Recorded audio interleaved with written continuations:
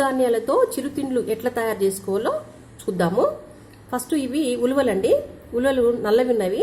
దీంట్లో ఈ ఎర్రవి తెల్లవి కలిపినటువంటి కాంబినేషన్లో కూడా ఉలువలు దొరుకుతాయి. నల్లవి ఇష్టం లేనటువంటి వాళ్ళు అలాంటివి కూడా తీసుకోవచ్చు. ఇక్కడ ఏంపి పెట్టిన ఎంత క్వాంటిటీ అయినా తీసుకోవచ్చు, మీ ఇష్టం. ఎక్కువ కావాలంటే ఎక్కువ తీసుకోవచ్చు. ఇవి నువ్వులండి, వీటిని కూడా ఏంపి పెట్టిన తర్వాత ఇక్కడ జొన్నలు ఉన్నాయి. ఇవి పచ్చ జొన్నలు. ఇవి ఏంచితే మనకి పేలాలు అవుతాయి. ఈ పేలాలు ఎట్లా చేయాలి అనేది నేను చూపిస్తాను. తర్వాత ఇవి కందులండి. ఈ కందులను కూడా పుట్నాలు చేసుకోవాలి. పుట్నాలు ఎట్లా చేయాలనేది కూడా చూపిస్తా. చాలా బాగుంటాయి పుట్నాలు చేస్తే. ఇవి పెసళ్ళు. ఈ పెసళ్ళని ఏంటంటే ఏంటి పెట్టాను ఆల్రెడీ. తర్వాత ఇవి పల్లీలు. ఈ పల్లీలు పొట్టున్నవి. ఈ పొట్టున్న దాంట్లో ఖరాబ్ అయిన పల్లీలు ఏమైనా ఉంటే తీసేయాలి. నేను ఆల్రెడీ ఏంచి పెట్టిన, పొట్టు కూడా తీసి పెట్టిన. పొట్టు ఉన్నటువంటి పల్లీలను తినకూడదు. ఎందుకంటే స్టోరేజ్ చేస్తారు కదా, చేసినప్పుడు కెమికల్ కలిపి స్టోరేజ్ చేసి పెడతారు పురుగు పట్టకుండా. కాబట్టి కంపల్సరీ మనము పొట్టు తీసి పెట్టుకోవాలి. అప్పటికప్పుడే పల్లికాయలు తీసుకొని పల్లికాయలను ఒలిసి ఆ గింజలు తీసుకుంటేనేమో పొట్టు తీయకుండా పర్వాలేదు, బాగుంటాయి. ఎందుకంటే దాంట్లో కెమికల్ ఏం కలపరు కాబట్టి.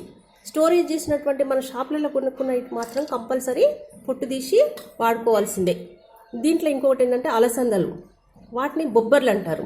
తెలంగాణ భాషలో ఎక్కువగా బొబ్బర్లనే పిలుస్తారు. సో ఆ బొబ్బర్లను కూడా వాడుకోవాలి. నాకు అందుబాటులో లేవు కాబట్టి దీంట్లో కలపట్లేదు.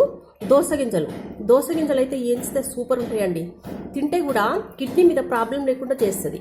ఈ దోసకాయలలో వెళ్ళేటటువంటి దోసగింజలు ఎండినవి షాపులలో దొరుకుతాయి మనకి. సో అవి కూడా ఏంచి దీంట్లో కలిపితే సూపర్ ఉంటాయి. తింటుంటే మంచిగా అనిపిస్తుంది. సో ఇప్పుడు జొన్నలను ఎట్లా ఏంచాలి, పేలాలు ఎట్లా చేయాలి అనేది మీకు చూపిస్తాను. ఇవి కందులండి. ఈ కందులు ఒక గిన్నెలో పోసి చిటికడంత ఉప్పు, చిటికడంత పసుపు వేసి జస్ట్ కొంచెం నీళ్ళు వేయాలి. ఎక్కువ వేయకూడదు. కొద్దిగా నీళ్ళు వేసి ఒక 5 minutes అట్లా నానబెట్టాలి. మనము జొన్నలు వేసేసరికి ఇవి నానతాయి అనమాట. ఇప్పుడు జొన్నలు ఎట్లా వేయించాలనేది చూపిస్తాను. దీన్ని ఇట్లా పక్కకు పెట్టేసేయాలి. ఇది మట్టి పెంక అండి. నేను ఆల్రెడీ పొయ్యి మీద పెట్టిన మట్టితో తయారు చేసినటువంటిది. ఇట్లా అందుబాటులో ఉంటే తీసుకోవచ్చు. లేదనుకుంటే ఈ మందం ఉన్నటువంటి ఒక గిన్నె ఇంట్లో ఉంటాయి కదా మనకి, ఇంట్లో మందం గిన్నెలు. ఇగో ఇట్లా ఉంది చూడండి, మందం గిన్నె. ఈ గిన్నె అయినా పర్వాలేదు, లేకుంటే ఈ మట్టితో తయారు చేసినటువంటి ఈ పెంకు అంటారు దీన్ని.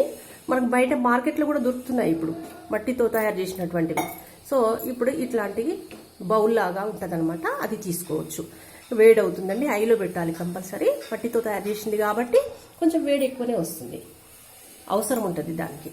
సో ఇప్పుడు ఈ జొన్నలను దీంట్లో ఏం కలపొద్దండి, జొన్నలు మాత్రమే దాంట్లో పోయాలి.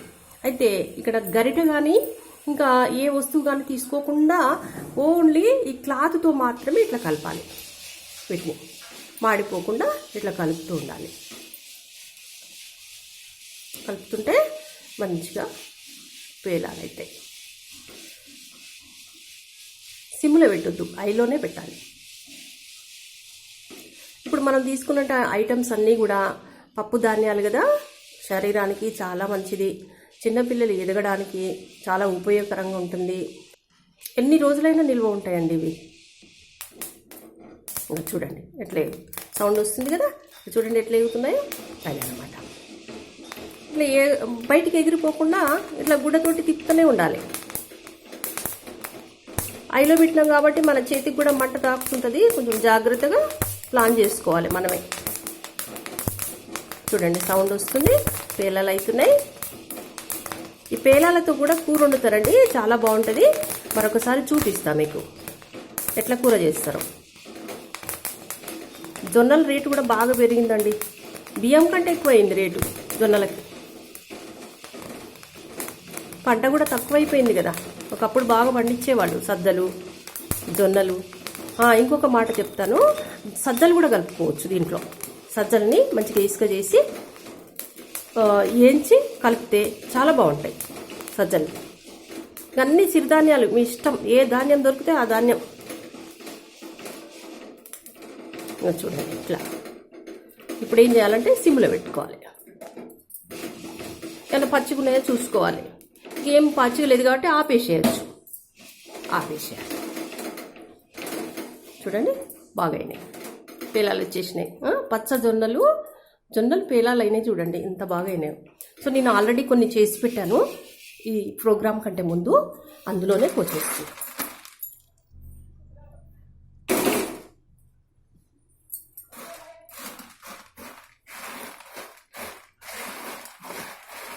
ఇవ్వండి పేలాలు. ఇప్పుడు ఆ చిరుధాన్యాలలో కలుపుకోవాలి.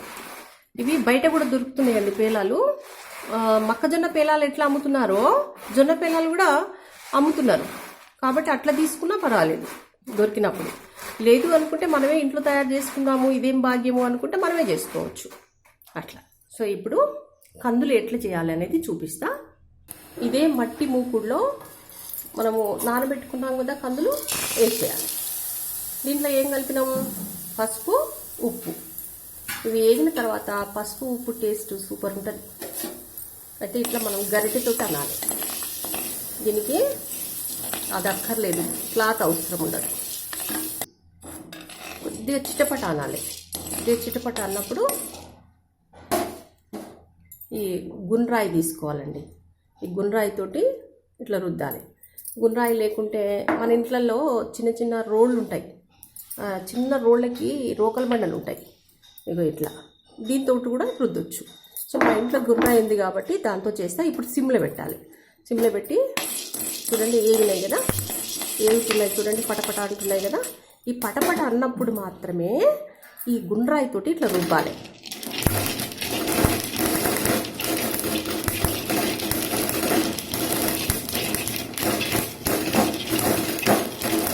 గట్టిగా ఉన్న ఈ కందులు మెత్తగా అవుతాయి పుట్నాలు అయ్యేసరికి.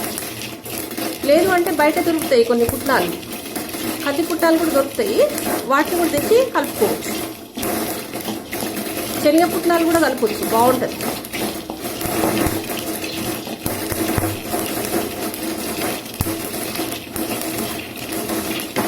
చూడండి పలుకు పలుకు అవుతుంది, పటపట అంటున్నాయి చూడండి వేడికి.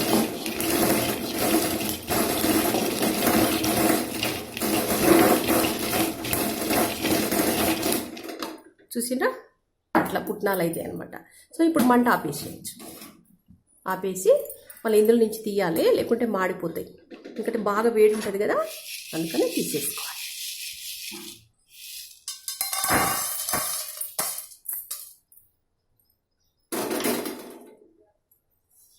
ఇప్పుడు పుట్నాలు వీటిని చెరిగితే కాస్త పొట్టు కూడా పోతుంది మళ్ళీ, ఎందుకంటే పొట్టు వేయని అవసరం లేదు, మంచిగా ఉండవు టేస్ట్. అందుకని ఈ పుట్నాలని చెరిగితే పొట్టు పోతుంది, బాగుంటుంది అప్పుడు. సో ఇప్పుడు అన్నీ ఒక దగ్గర చేర్చుదాము. ఇప్పుడు మనం తయారు చేసుకున్నటువంటి ఈ అన్ని చిరుధాన్యాలని కలుపుకుందామండి. ఇవి ఉలువలు, తర్వాత ఇవి కంది పుట్నాలు,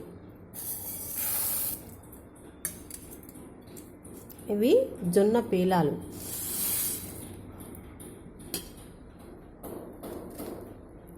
ఇవి పెసలు, ఇవి నువ్వులు, ఇవి పల్లీలు. చూడండి 1/2 kg వరకు తయారైనాయి. వర్షం పడేటప్పుడు తింటే అసలు సూపర్ టేస్ట్ ఉంటుంది అనమాట. కమ్మగా తినాలనిపిస్తుంది. రోజు సాయంత్రం ఆఫీస్ పోయి రాగానే ఇవి తినండి, ఎంత బాగుంటుందో. ఆయిల్ ఫుడ్ తినకుండా, ఆయిల్కి సంబంధించినటువంటి ఆహార పదార్థాలు తీసుకోకుండా ఈ పప్పులకు సంబంధించినటువంటి తింటే ఎన్నో విటమిన్స్ కలిగినటువంటివి మన బాడీకి చాలా అవసరమైనటువంటి పదార్థాలు దొరుకుతాయి. పిల్లలు కూడా మంచిగా తింటారు, వాళ్ళ పెరుగుదలకు కూడా చాలా ఉపయోగపడతాయి. ఎన్ని రోజులైనా నిల్వ ఉంటాయి అన్నమాట. ఇది సూపర్ కదా, మీరందరూ చేసుకోవాలి తప్పకుండా. నేను ఇంతకుముందు చెప్పడం మర్చిపోయానండి, ఇది అవిసె గింజలు ఏంచి పెట్టుకున్న, ఇవి చిరుధాన్యాల్లో కలపాలి. ఇదేంటంటే గుండెకు బలాన్ని ఇస్తుంది, బరువునేమో తగ్గిస్తుంది, కొవ్వును కూడా కరగదీస్తుంది అనమాట. అంత మంచివి అన్నట్టు అవిసె గింజలు. అవిసె గింజలతో కారం పొడి ఎట్లా కొట్టుకోవాలో కూడా నేను గతంలో అమ్మమ్మ టీవీలో చూపించాను. కాబట్టి అంత విలువైనటువంటివి కాబట్టి దీంట్లో వేస్తున్నాను, కలిపేస్తాయి.